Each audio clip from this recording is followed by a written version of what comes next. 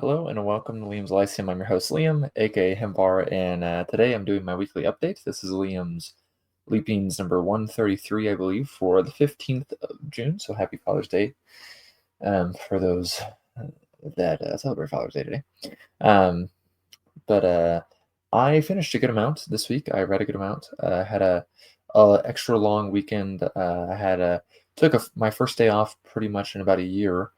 Um, and because my wife ran a marathon, that was her first marathon. I wanted to be there to support her, watch the kids as well, and that went really well. She didn't quite get the time she wanted, but I think it went well. Joining the legacy of Phaedipides there. So um, that was good.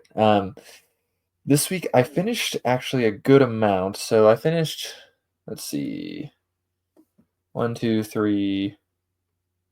Do I have these? No. Okay. So 4 things I'll put in the thumbnail, but I actually finished other things, right? So I also finished Harald Sigurdsson's saga, or Harald Hardrada. Some of the stuff I was actually rather familiar with already. I just hadn't read the actual saga. It was very nice to read. He's often considered the last Viking. He was king of Norway. Mostly what he's known for. His time in the Varangian Guard when he was younger. I recently read actually He Rules Who Can by Arthur Gilchrist Perredur, which is about that time in the Varangian Guard. And you can read it, of course, in Heimskringla, rather. And it was good. It was one of the longer sagas in Heimskringla. This is only part of Heimskringla. This is not the whole shebang. I also read a very short story, the story of Audun. In this Saga of the Icelanders, it's just a tale. It's not really a saga. It's rather short. It's about a guy with a bear. And he managed to get to do really well in these deals. Pretty much Harald Hardrada shows up in that actually, which is the reason I was reading that as well with Harald Hardrada's saga. So that was my school reading, my class reading. The other thing I read that is not going to go in the thumbnail was Peredur. By who knows? It's one of the romances associated with the Mabinogion. I already had that video come out on Wednesday. I read pretty much the whole thing on Tuesday, recorded the video for Tuesday night, and had it come out Wednesday morning. Very fun to continue my Arthurian romance reading. I really like reading medieval works or even just early modern works. It's just a lot of fun. I haven't made videos about all this stuff, but a lot of them I've made some videos for. So very enjoyable. I've been kind of in the mood actually, and this goes along with one of the books I finished as well, and that is Old Moon Volume 6. And this is a magazine, of course, Old Moon. I started reading this actually, I think early last year. And I don't know, like it was really good actually. This might be the best issue yet. I still have issue 7 and 8 actually to get through. I was reminded of this because the Kickstarter is happening now for issues 9 and 10. So very cool. And very, very fun. I'm enjoying this a lot. Sorry, my wife is texting me, so I'm getting distracted. But I'm not sure what my favorite story is in here. I really liked Dario Kyoge's. I liked Matt Holder's. I liked Adam. I don't remember his name. Adam McPhee's.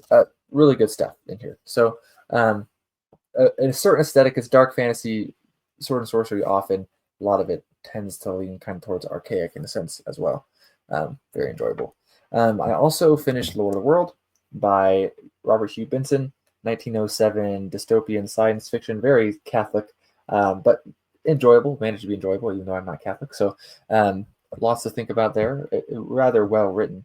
And let's see the other books. I just need to I'll go quickly through this. I finished Bleak Seasons by Glen Cook. Really enjoyed that. I actually started decently way into She Is the Darkness as well, the sequel to Bleak Seasons.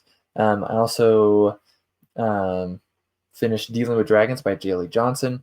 That comes out in late July. I'm not sure when my review for this will release, but it was okay.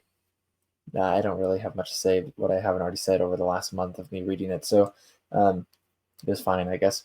I also started, so that's all the stuff I finished, but I started, besides She Has a Darkness, which I am enjoying, I started Shadow of the Seventh Moon. I'm not super far into it, I'm about 50 pages, by Nancy Varian Berberick, um, which is going okay. It has an interesting style to it that I don't feel like super attached to anything that's going on at the start, but it feels very kind of like a ghost story almost.